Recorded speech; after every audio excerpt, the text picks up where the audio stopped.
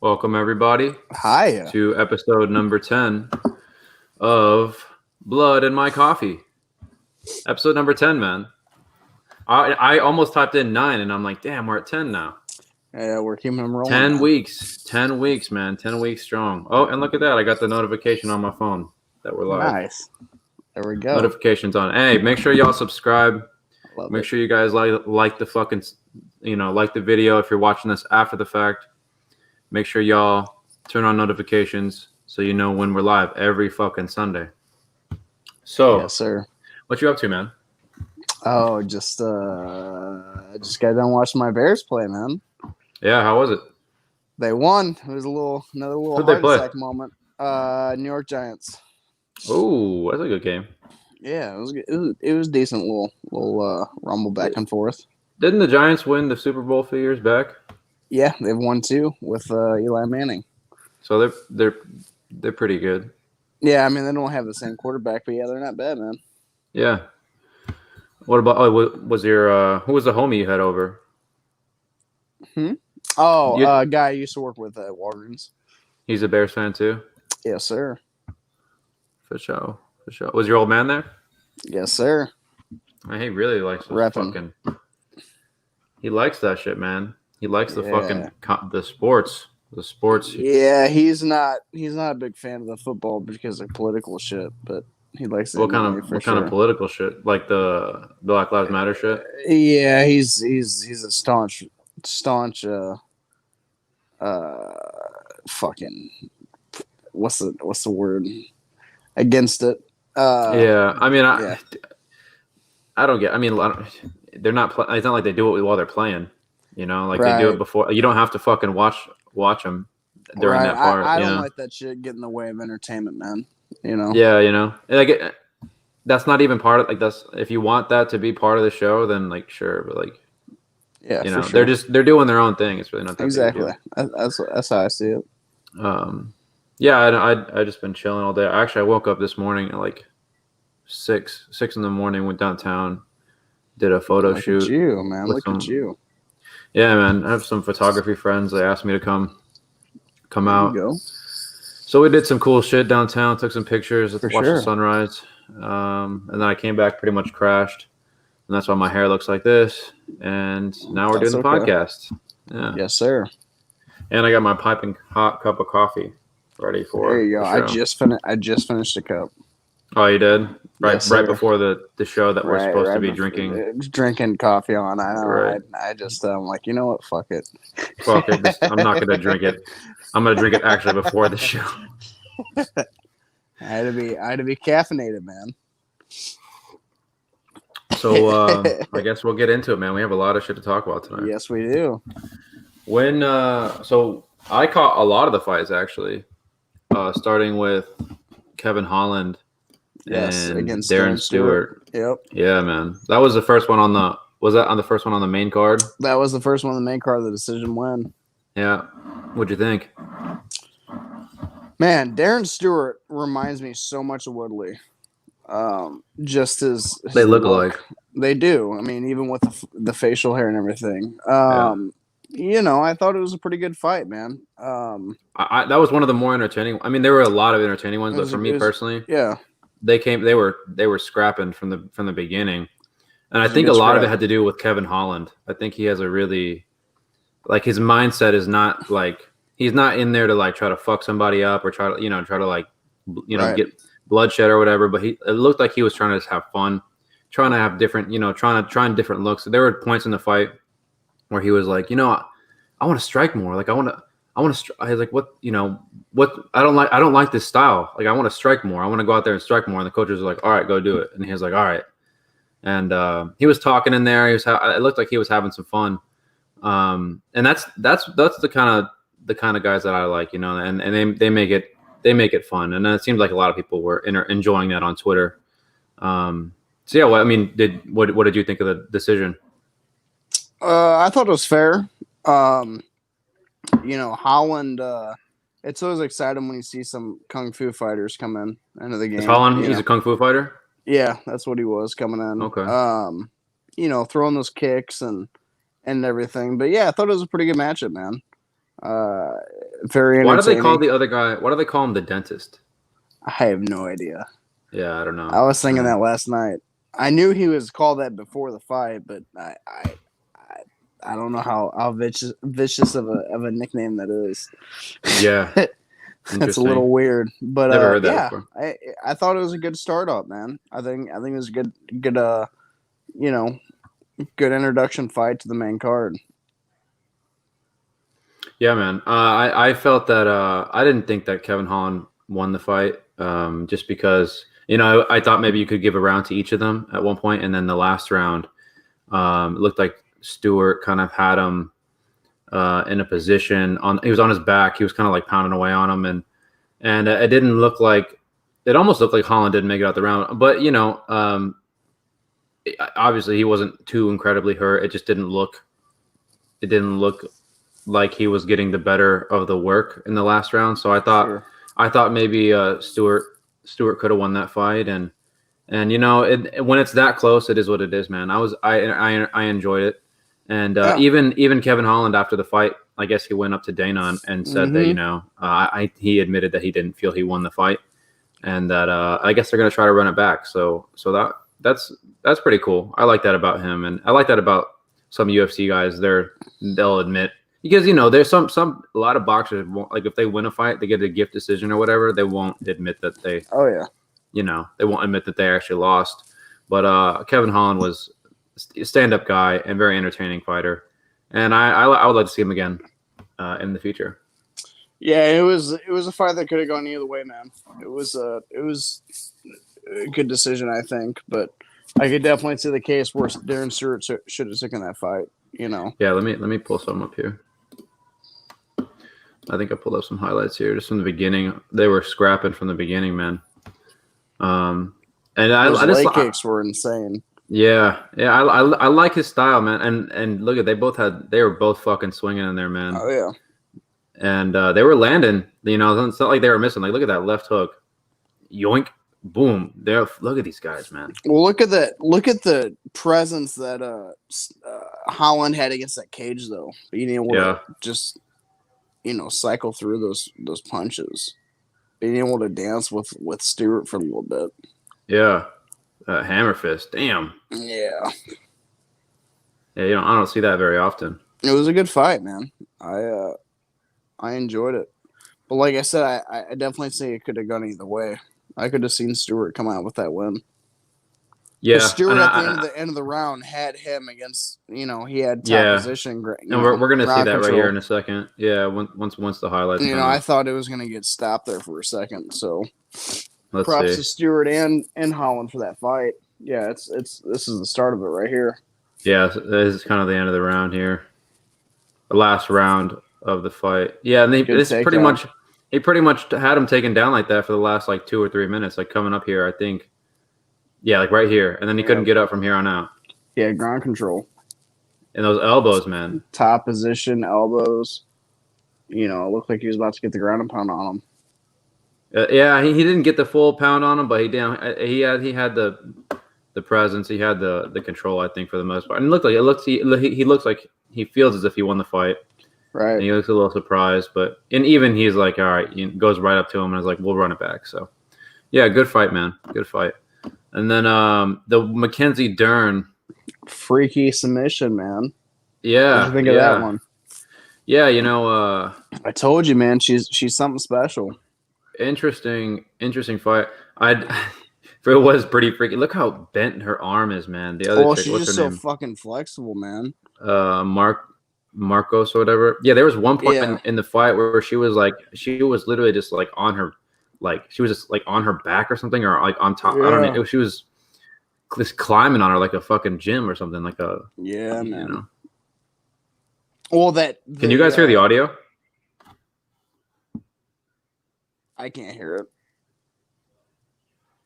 But for Dern and that fight, man, it just goes to show how much fucking upper body strength she has. Yeah. I mean, I don't know. Look at that arm, man. Yeah. Ugh. Well, when they're grappling, Dern had that high attempt at taking what's her name? Marcos's back, and the way she was able to position her body with her hips to be able to keep a dominant position, man. She was relying on a lot of abdominal strength on that one. Yeah. So that was very impressive. Yeah, what weight is that? What weight is she fighting at? Strawweight. Strawweight. So she's in the mix with a lot of those. Oh good yeah, girls, man! You got Shevchenko, and you got a lot of talent at strawweight. Yeah, so, she's in the mix for sure. I'll be checking. I'll be checking for it. I guess her MO is grappling, not so much the striking, but the grappling is sweet. Yeah, I enjoyed that one. Yeah, enough at least. It was interesting. That was it was done fast, so you always gotta enjoy that. Right. Then we had Johnny Walker and Ryan Spann. Yeah. Johnny Walker, Ryan Spann. That was a good fight, man. Yeah, you were looking forward to that one. I like Johnny Walker, man. I mean, a lot of people are gonna remember him being the guy that dislocated his shoulder by doing a post-fight celebration, but at one point in time he was linked to fighting John Jones possibly. So the dude's dominant, man. Give me a I thought it was a pretty good fight. Oh, I didn't. Okay, but you can see us on screen while I'm doing this. Okay, cool. Yeah, man.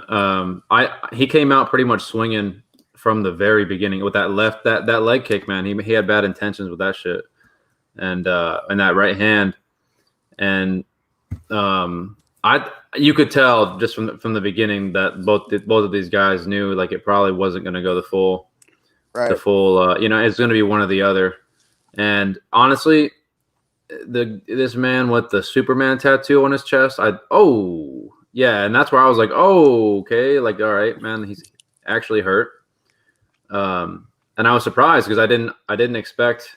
Nice, look at that left hook, man, beautiful. That one, he like was not expecting that. But I mean, he wasn't out of the fight. Obviously, came back.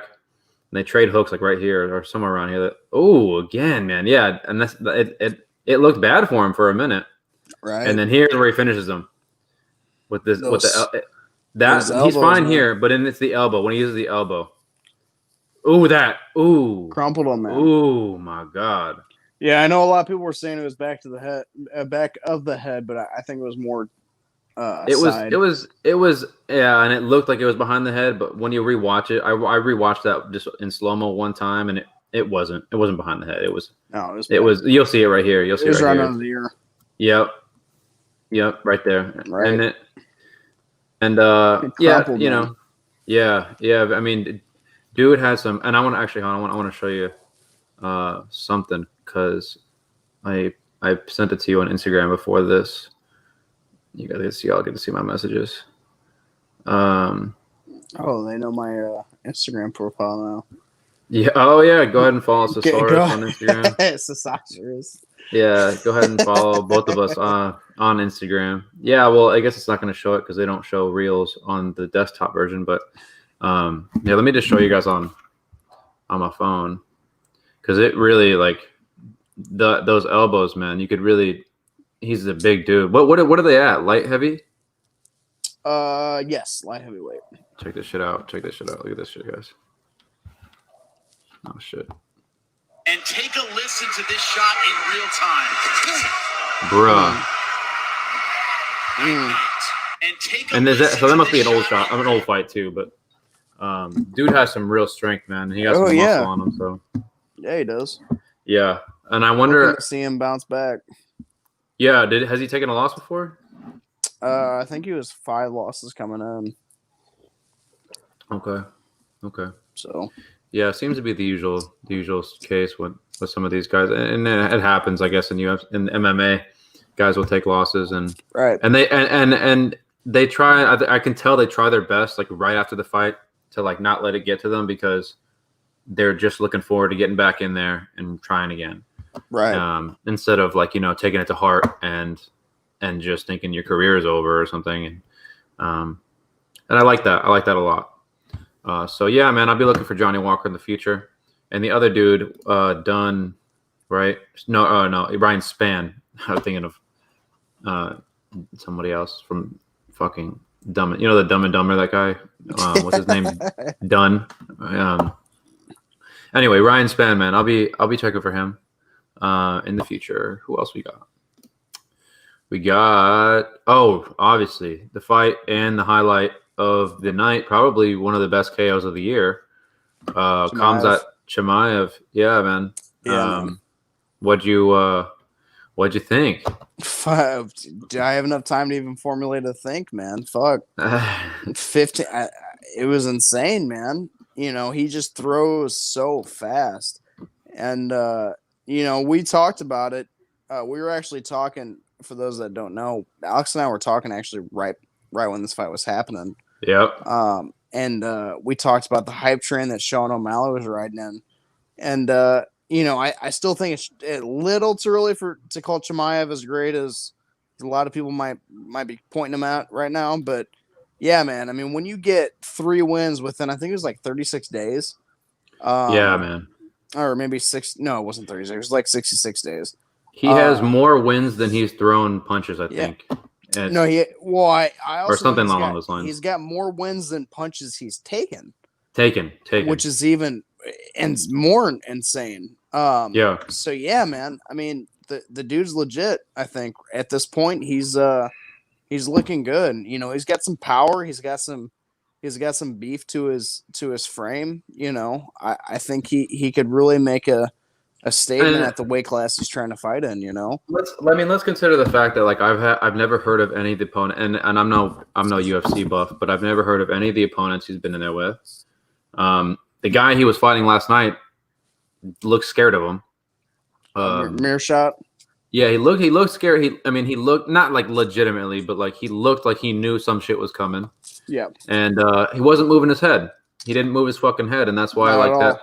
Yeah, that was right there for him. I mean, and you can't put a man down just like that without having some power, you know, because I'm sure the guy saw it coming, but like there was nothing he could do. You know what I mean? Like once it made contact, his body kind of just shut down for a second, and the ref made a good call in the stoppage because you could see that Chimaev was going to continue to pound on him, and the guy's head kind of started to like, you know, go back, and it's like, you know, and great stoppage. Yeah, man, and great for the fans, great for the hype train, great for Chimaev. He's at welterweight, correct? I thought he was lighter than that. I'm not exactly sure, but he looks like a big guy for the weight class. I thought he was lightweight, but I might be wrong. Okay, he was calling out McGregor, so he might be fighting at welterweight. I'm not exactly sure. He could most certainly fight McGregor. McGregor might be actually a little smaller than him, if I'm not mistaken. He might have more like muscle mass, but it looks like Chimaev just overall has a longer, lankier like type of body shape. So I would really, I mean, and they're never gonna make that fight, man. But I want to see him get in there and mix it up with some notable guys. If it's not, you know, a top 5 guy, I just somebody with a name. And let's see what he can do. I know Dana said that he's interested in throwing him back in there pretty much immediately. And I guess they're gonna have another card in Abu Dhabi. So he's gonna have another fight at the end of the year, I guess. One more, I think. Wow, and 4. And why not, man? I mean, he hasn't taken any punishment, you know. Yeah. And there's no point. There's no point in stopping him now. So, and that's what I really like about the UFC. I think is they are willing, and these fighters are willing to go get back in there just almost immediately, if the time is right, if the opportunity is there. So yeah, man. I mean, are you buying the hype? I think he's special, man. I think he's good. You know, we'll have to see when he actually fights some high level targets. You know, Mearshot had, I think he was 31-15. So you know, we'll see him against. I can't exactly remember his weight class. If I did remember his weight class, you've seen him fight before though. You've seen the other guy fight before. Mearshot? Yeah. No. Okay. But yeah, but you see what I mean? He's on a losing end of record. Okay. And that I think he tried to move his head on that shot, but Chimaev's so fast, man, that he just wasn't able to time it correctly. Well, let's watch it one more time. Let's see if he tried to like roll it off. It almost looks like he's anticipating a little bit. Let's see. Or maybe even go for a block. Watch it. Yeah, let's see. Watch this. See if he tries to roll it. Oh no! Yeah, he tried to slip his head. Yeah, and you could tell he's too slow, man. Yeah, he moved his head just like this, just like this, right? Because he was trying to get a little slip in there and just do a little something, but it came way too fast. Yeah. I actually think that movement might have actually done more harm than good. Maybe, because it looked like it made his chin a little bit more exposed. Yeah, and who knows, man? I don't even think I heard him talk after the fight, but yeah, I don't think so either. But yeah, man, it was a good fight. I thought it was a definitely performance of the night. I don't know what you could have that would rival that being the performance of the night. Yeah, and you see Francis Ngannou, he's a real deal. All these guys, people are really loving this guy, and I'll tell you what, he's my favorite fighter from the UFC right now. He's entertaining. He's on a hot streak, man. Yeah, and I'm not saying he's the best, but I won't miss his fight. Well, I enjoyed his post-fight interview, just being short and sweet, and basically being like, "Hey, I'm ready to keep going at it." So he's hungry, man. He's hungry. Yeah, he said that people were calling him like Habib 2, Mini or whatever. Yeah. And he's got his striking is better than Habib's though. Yeah. Oh, it's definitely. And if they ever make that fight, man, I don't know who wins that, because Habib is a superior, a world-class, grappler. But right. I wonder if Khamzat is up there, is at least up there with him, and I like that Chimaev doesn't, try to disrespect him or anything. He actually, I think he really honors him and holds him in high reverence. But so, yeah, man, I'll be checking for his fights from here on out, man. And yeah, like I said, I think he had, or like you said, I think he has superior striking to Habib, and let's keep watching him. Let's keep our eye on this guy. Definitely.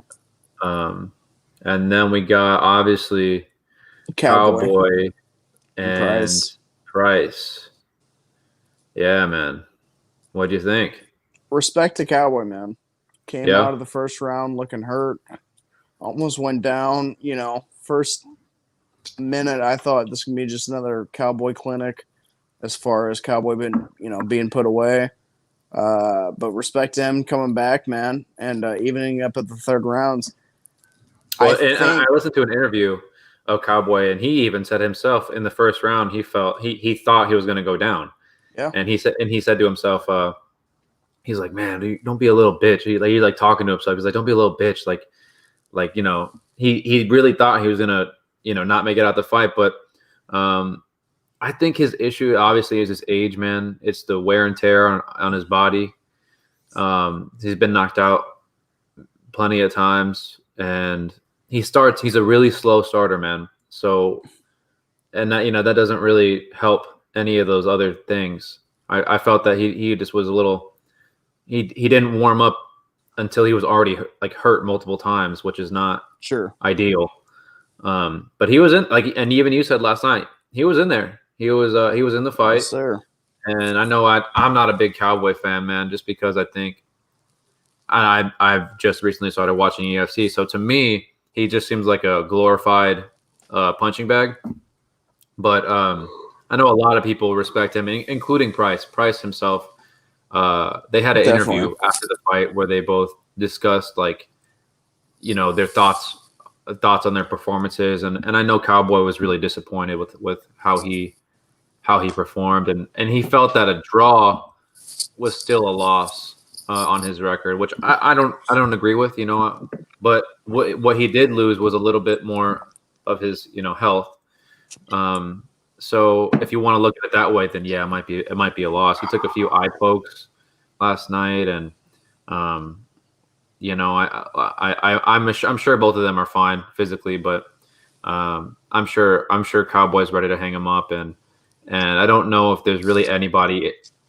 You would have to throw him in there with somebody who's just a piece of meat for him to get a win, which is not what you want anymore. Like nobody wants to see that for him, or I doubt he wants that himself. So, right. And respect to Price. Price said he would love to run it, not like run it back, but he would love to, he wouldn't mind doing it again.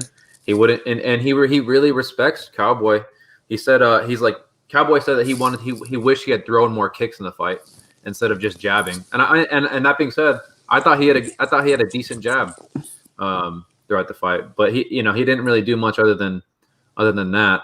I would have liked to have seen more kicks from him. He did actually land one really hard kick, but it was just one, I think, one or two.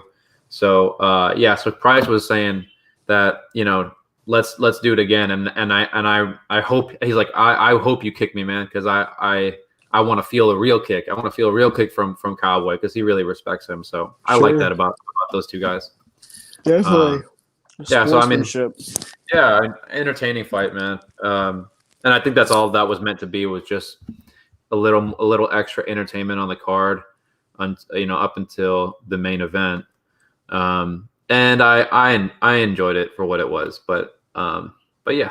So and then what else we got? What else we got here? Last guy on the card. Covington Woodley. I don't even think I pulled up anything on Covington Woodley because I think we can just talk about it. Yeah. Instead of I think a lot of people have seen the highlights. A lot of people saw the fight. So I actually my stream I streamed the fight because I'm not paying UFC. So I streamed the fight for free, but it actually went out, which kind of fucked up my viewing experience. But how did the first round and two go? How was it? It was good, man. They were kind of testing each other out, but I mean, Covington kept the pressure on the entire fight with the leg kicks and just keep the pressure going. But Covington did not look like this badass fighter that he's made himself out to be.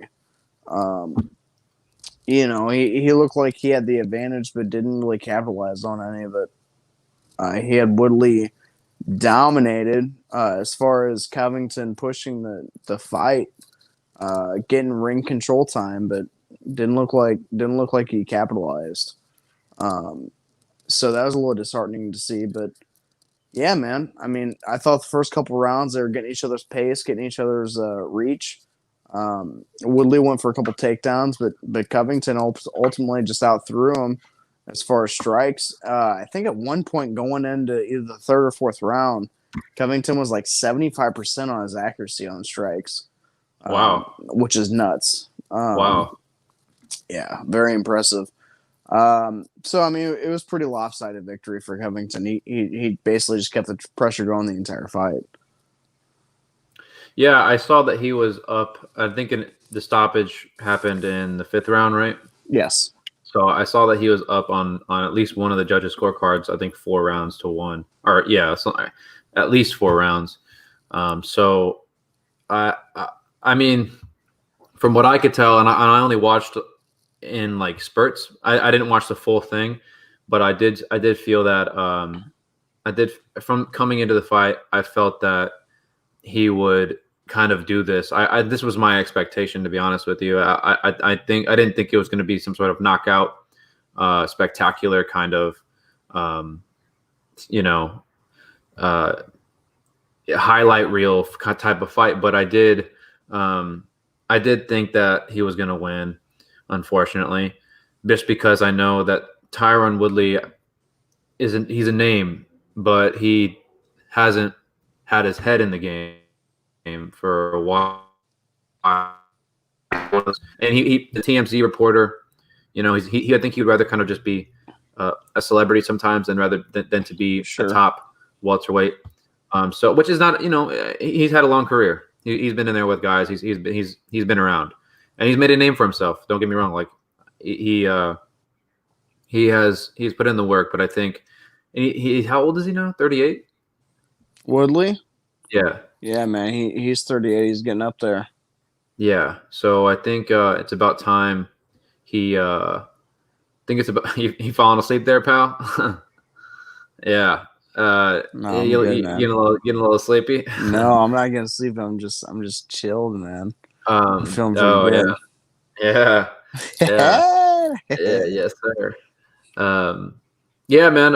I watched the post fight interview. First of all, he broke his rib, correct?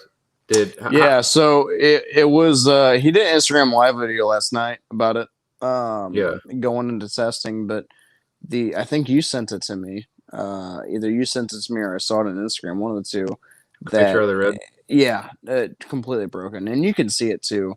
I know a lot of people, not to jump over, but I know a lot of people were kind of saying, "Oh, he just kind of gave up and gave Covington the easy dub."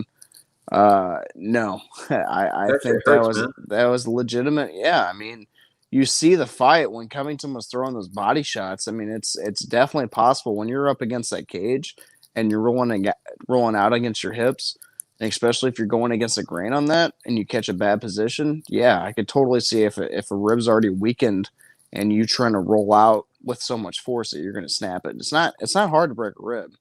Yeah. Once you break a rib, man, it's fucking lights out. I mean, you're losing your cardio, you're losing your whole diaphragm. Every time you breathe in and out, that shit is. Yeah, and hurts. As a fifth round, of course, but is it really worth further damaging your rib and further causing excruciating? Because, like you said, every breath in and out, it's excruciating pain, man. And that's up to you. That would be up to Woodley, and. If maybe a hungrier fighter would say, "Fuck yeah, it is. I want that title shot." But, he tapped, and I don't think that he quit per se. But in that position, man, you don't know how you're going to react. Yeah. And I don't think he expected to get his ribs broken in that fight. But you got to come ready, I guess, for almost everything mentally. I mean, there's not much you can say. It is what it is. And I mean, you're also on the ground, got a rib injury. Who knows that Covington's not going to throw a couple body shots? Yeah. And if you're going to take a body shot on top of your fucking rib being damaged already, oh my god, that's excruciating pain. Yeah. So I get it. But yeah, that I'm pretty sure that rib was ruled as broken. Yeah. And so. I was really hoping Kobe would lose just because I really don't fuck with that dude. Yeah, I'm not a big fan. And I don't even think it's not even a persona anymore, man. Like, it's not even that he's joking. Like, he's actually serious. Like, I think he's actually like a white supremacist. And just because you don't say the word doesn't mean that you're not talking about the same thing. And I'm talking about his post-fight interview. Did you listen to that by chance? With the Trump call? It wasn't just that. I don't give a fuck. No. But that's what you're talking about, right? Yeah. But the addition of that, yeah. There was when he was criticizing BLM and everything. Yeah, Sorry, I didn't mean to. Are you referring to when he had the headphones on and he was talking to the sportscasters? No, I think, but I'm not quite sure. There's one point where, we got HT in the cut says hi. He was. What's up, HT? Hey, HT. Talking bad on LeBron and everything too. Yeah, and that's what I'm saying. Like, okay, yeah. That was a post-fight interview. Yeah, that's that snippet I'm talking about. First of all, what's going on, HT? Make sure you smash the like button, subscribe to the channel. Hi. Thanks for supporting us, HT. HT is one of our biggest and longest running supporters of the show. So make sure. I just got to give him a fucking shout out. Anyway. Yeah. For sure. Yeah, man. So somebody asked him about if him and Woodley were still angry or whatever, if there were animosity towards each other, and he's like, yeah, he still felt that. He said that Tyron Woodley was a communist. Yeah. Which is completely fucking ignorant. And even the reporter was even like, wait, how is he a communist? Right. He dropped the like. HT dropped the like. Thank you, HT. Appreciate it. Yeah, and so he's he was talking shit about the Black Lives Matter movement. Whatever, people feel the way they feel about that, but you're missing the point when you if you think that they're just a group of terrorists and they're attacking cops and you know what I'm saying? Like, that's not the point. If we're talking about two different people, if we're talking about anarchists and quote unquote Antifa, then yeah. But what he was referring to was basically black people. I mean, he was trying to say the N-word without saying it, and that's why I was kind of disgusted. And you could just tell, like, some people just expose themselves, man. Like, you could tell, dude was like people will say he can say, I'm not racist. I like black women. I have black friends. Yeah, okay, dude. Like, you know what I'm saying? Just because you say that doesn't mean you're not racist. Yeah, man. I mean, I really want to see this. I want to see this guy beat, man. I don't want to see him put in a position where he continues to say this shit and make money. And it really pissed me off. But it is what it is. He got a call from Trump after the fight, and I guess Trump really supports him, which is not a big deal. I guess, the fact that they're friends, whatever. It's just it's his comments were just distasteful, and the fact that he called Tyron Woodley a communist. Like, you obviously are ignorant. Like, you obviously sound like an idiot. So yeah, man. So I guess that's all for UFC, for this week. But we did catch. The only boxing fight that I caught this weekend was the one you watched. Jaron Ennis. Loved it. And the other guy, I don't know who the other guy was, but I just wanted you to see Jaron Ennis because he is an up and coming welterweight fighter with a lot of skill, a lot of speed, a lot of. Man. Yeah, it was. I don't even recall how he did it, but he looked really good. I really just wanted you to see him look good, and I think that was the point of the card. I think was just to make him look. Yes. HT says, bro, the comments on the Tyron Woodley Black Lives Matter press conference, so mad racist. Yeah, man. Oh, I believe that, and I know. I know we're kind of talking about boxing, but I did want to say, I try to stay away from the whole political things in the fights because I think it completely ruins it. I kind of told you from the get-go that it was they're already setting it up as a BLM versus MAGA. But the chat logs that you were showing me, dude, like the comment board was extremely racist. Well, that's every week, man. That's not even just it is. It's like TMZ comments, man. But the thing I didn't like about Covington, I kind of didn't really pay attention to the whole MAGA and BLM because I kind of knew it was kind of all just hype for the fight, a facade. But I did not enjoy that Covington was not at all receptive to Woodley as an opponent. I mean, he didn't touch his gloves. He wasn't respectful. And then leading into what you said about the communism thing. So yeah, I mean, they're extremely racist. That's it, and they're not even hiding. It's clear as day. They're hiding behind the fact that, like, oh, we didn't say the N-word. We didn't say who we're talking about. But like, that's not how it works anymore. You know what I'm saying? Like, people used to be able to say it and you could get away with it.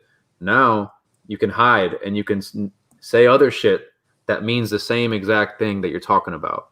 Right. So yeah, man. I mean, I know there's a lot of fans in the UFC that are probably gonna watch. If we get if by chance a bunch of UFC people hop on this, later after the fact, we're probably gonna get a fuck ton of dislikes. But fuck all you guys.